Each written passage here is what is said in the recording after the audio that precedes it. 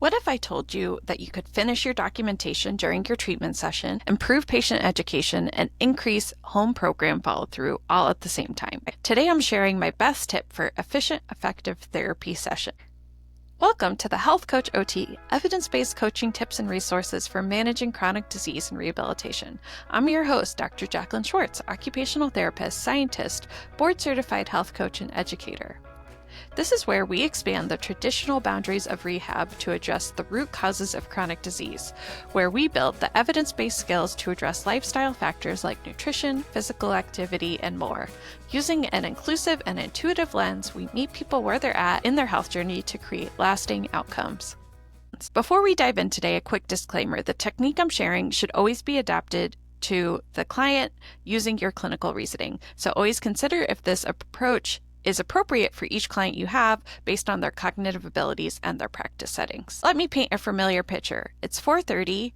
Your last patient of the day left 30 minutes ago, but you're still at your desk trying to remember the details of each session. Was it your first client who you did that bed transfer with, or was it your second? Did the home exercise program happen at your 2 o'clock or at your 3 o'clock? Documentation after the fact is not only time consuming, but often less accurate. Meanwhile, your clients leave sessions sometimes forgetting key information you discussed, or they're just not able to do the exercises or do the exercises correctly. What if there was a way to document during the session that actually enhances your therapy rather than taking away from it? That's exactly what the 15-minute finish accomplishes. The 15-minute finish is a structured approach to end your therapy sessions in a way that accomplishes 3 critical goals simultaneously. First, you complete your documentation in real time. Second, you enhance patient education through active recall. And third, you create more effective home programs with better follow-through. This technique is ideal for occupational therapists or other therapists who work with clients who have sufficient cognitive capacity to participate in session recall and goal setting. So by the end of this episode, my goal for you is to have a step-by-step process that you could implement in your very next session. Before we get into the specifics, let's talk about setup. The 15-minute finish requires some preparation. First, you'll need access to your documentation system during the session. This could be a laptop, tablet, computer workstation, and it needs to be positioned so both you and your client can see the screen. Second, plan your session timing. You'll want to reserve roughly the last 10 to 15 minutes to complete this process. I like to give clients a heads up at the beginning of the session. Today we'll be working on XYZ, and in the last 15 minutes we'll review what we did and plan your home program together. Third, you should ensure your client is positioned comfortably and safely, and they should be able to see you and potentially also the documentation screen without strain. With these elements in place, you'll be ready to implement the 15-minute finish. So the first component of this client-led session review takes about 5 to 7 minutes, and here's how it works. So when you reach that 15-minute mark till the end of your session, start transitioning with something like this. Now that we've reached the end of our session, I'd like to review with you what we did today. I'm really interested in hearing you describe what we did and why you think it was important. This helps me to understand how well I did in explaining concepts and also to see what you found most valuable. And then as you're listening to what the client says, you listen and then document as your client speaks. This sounds straightforward, but the magic is happening on multiple levels. First, you're getting their perspective on the session, what resonated with them, and what they understood and valued. So this is valuable insight. It also helps you become a better clinician over time. Second, for the client, you are facilitating active recall, which is a powerful learning technique. So when clients have to retrieve the information that you just told them from their memory, it actually strengthens those neural pathways, making much more likely than if you were to simply repeat instructions to them. Third, you're documenting in their own words, which creates a more authentic and client-centered notes that truly reflect their experience. So what should you do if your client misses key components? This is your opportunity to reteach using different terminology. So you might say something like, "That's a great summary. We also worked on shoulder flexion exercises, which help you reach to high cabinets and make sure your shoulders stay loose and flexible. How did that exercise feel for you?" For clients who struggle with open-ended questions, you could use the teach back alternative. So you summarize one activity, then ask them to explain it back to you in their own words. The second component is a collaborative home program development, which also takes about 5 minutes. So instead of prescribing specific exercises or activities for the client to do between sessions, start by asking your client their goals. So what would you like to work on or accomplish between now and the next session?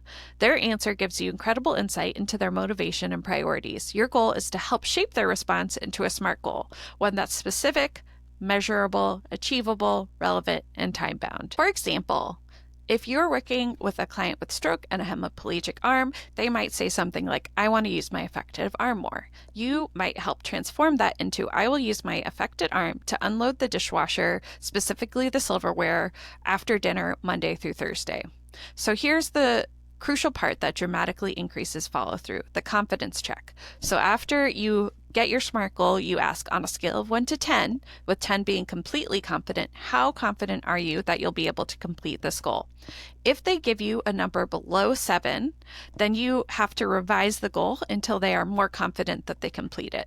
So you might say something like, what could we change to make you feel more confident about achieving this goal? Maybe they'll reduce the frequency. So instead of Monday through Thursday, they'll say like 3 times over the next week. They might adjust the exercise. So instead of silverware, it might be cups, or they might identify a better time in their schedule. So instead of after dinner, maybe it's first thing in the morning. Whatever adjustments they make, the goal becomes much likely to be accomplished because they've set it at a level that they truly believe they can achieve. Remember, a smaller goal that gets completed is infinitely better than an ambitious goal that doesn't, because once they feel like they can't reach the goal, then their motivation to achieve that just diminishes. The final piece of the 15-minute finish is setting the stage for follow-up. As you document the final goal, read it aloud and if possible, provide a written copy or take a photo of it or text it to the client if you're able to do that. Confirm your next appointment and explicitly state that you'll be checking in on their goal progress at the beginning of that session. And then when you start the next session, start by asking, last time you set a goal to unload the dishwasher using your affected arm. How did that go for you?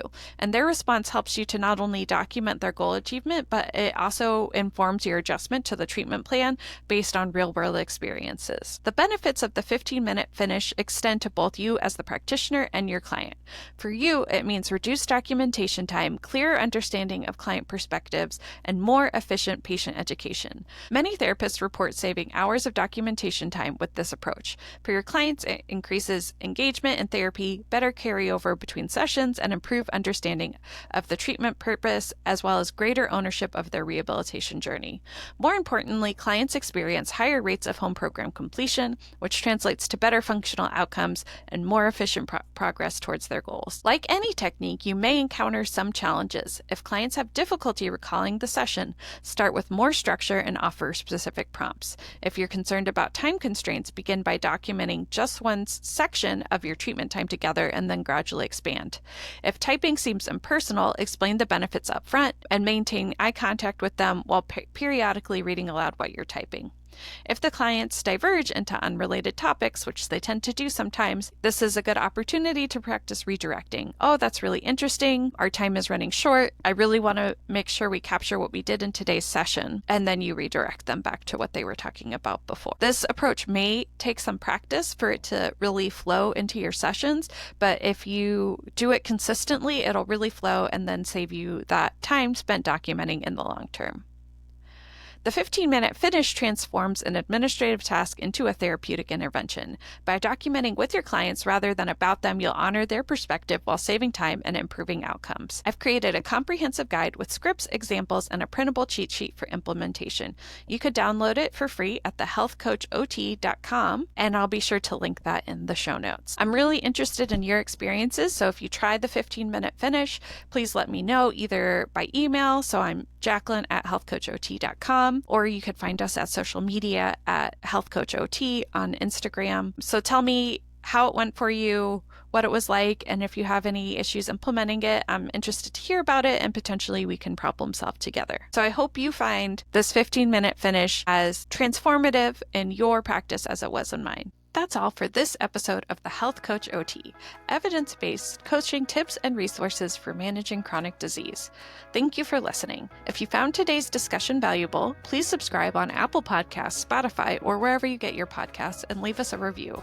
For free resources, visit healthcoachot.com and join our newsletter for weekly insights and updates. Until next time.